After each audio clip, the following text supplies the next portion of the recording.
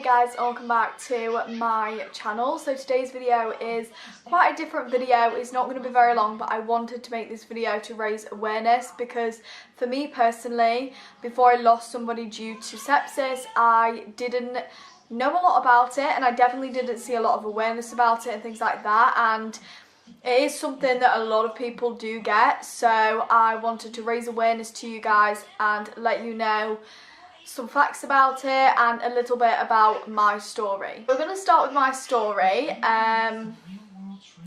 This was my mum's boyfriend, and I was incredibly close to him, and I looked at him like he was a dad to me because I don't have a father figure in my life. I count my mum as my mum and my dad, and I don't feel embarrassed to say that on the internet. I know that a lot of people might watch this and think, oh, you shouldn't have mentioned that, but I'm going to mention it because I'm not here to lie. I'm not here to think for people to think that my life is perfect. So so basically my mum met this guy in 2015 and we grew really close with one another, and I did genuinely look at him as if he was my dad. He was there through some of the toughest times in my life, and honestly, I'm forever going to be grateful.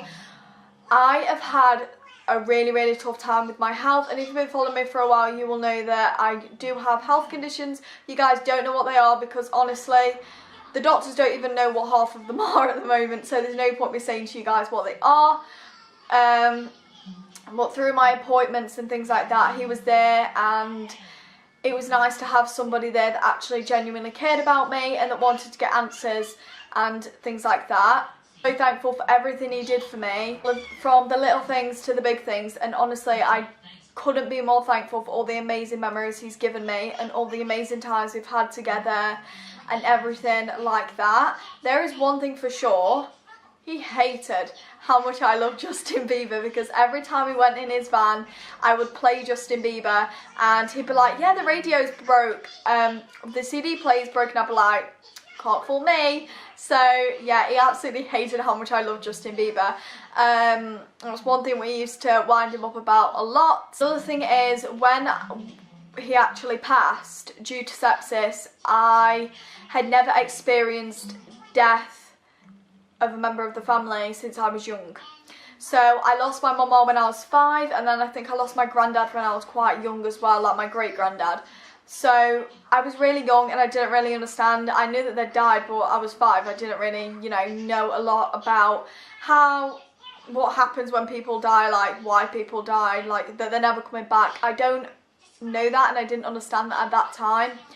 So when I lost him in 2017 now, so 2 years this year, it broke me so much, and I never ever want anybody to go through this, and I know so many other people do, and so many other people can probably relate to this, but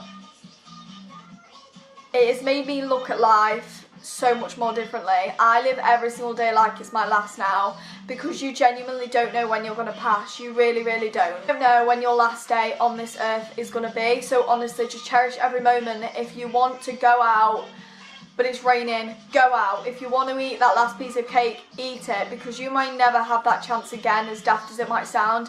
There's a lot of people in this world that think that they're going to live forever and they've got all the time in the world, so they're just going to wait to do something. Do it now. Honestly, do it now. Down the line, just do them now, because honestly, you don't know when it's going to be the moment that you're taking your last breath, and it's scary to think about, and I know none of us want to think about death, but honestly, it's going to happen to every single one of us eventually in our life, and I feel like people really do need to stop taking life for granted, because it's so important that you just appreciate all your family around you, the people that are there for you, the people that care for you. Appreciate yourself and look after yourself. That is another thing that I want to say. If you're poorly and you think something's wrong, go to the doctors. I urge you to go to the doctors. If you feel like the doctors are giving you wrong information, which they can, I've been told wrong information before, please don't stop there. Don't think, oh, because they're saying this that I'm going to be fine. If you think in your instinct that there's something wrong further down the line, please go to the doctors. Please seek help and keep going until they find out what is wrong with you, because I personally think that there could have been more done to help him survive, and I'm always going to say that. I'm not going to sit here and say, oh yeah, they did the best they can, because personally for me, I don't think they did. Like, they did a great job, don't get me wrong, but I feel like they could have done more, you know what I mean? I'm not going to go too deep into his story because there is a lot to it, but it all started with an abscess, and that's what caused the septicemia. And honestly, awful how fast he deteriorated. And when you're kind of in that moment and people, like, you see something wrong with somebody, you don't ever think that there's going to be an end, do you? You never think that there's going to be a moment where you're going to lose them for good. I still find it to this day really, really hard to deal with, and I found this video really, really hard to film because he honestly meant the world to me, and I feel like that a part of me is lost since losing him, and I'm never ever going to get that back. Just so grateful that he came into my life at the time where I needed somebody the most, and I'm forever going to be thankful for that, and I always will be thankful for that. Ugh. So I'm going to give you some facts about septicemia because I don't know a lot about it. Obviously I know Rob's story. Not a sepsis expert, I don't know, I've only lost one person through it. But there's some facts that I'm going to say to you guys that if you get these symptoms, to please go seek medical help ASAP. 27 million people per year develop sepsis. 19 million people per year survive. Survivors may face lifelong complications, and 8 million people per year die, and sadly he was one of them. 6 million neonates and children under 5 die of sepsis. Maternal death sepsis is one of the most common causes. Everybody can develop sepsis following an infection. So this sepsis can be caused through infection, so if you've got an infection, take it seriously, look after yourself, do whatever you can to get rid of that infection. Please just do whatever you can because it can cause sepsis, and sepsis could shut down your body so quickly you have no idea. So this is the definition of sepsis. Sepsis is the body's extreme response to an infection. It's life-threatening, and without timely treatment, sepsis can rapidly cause tissue damage, organ failure and death.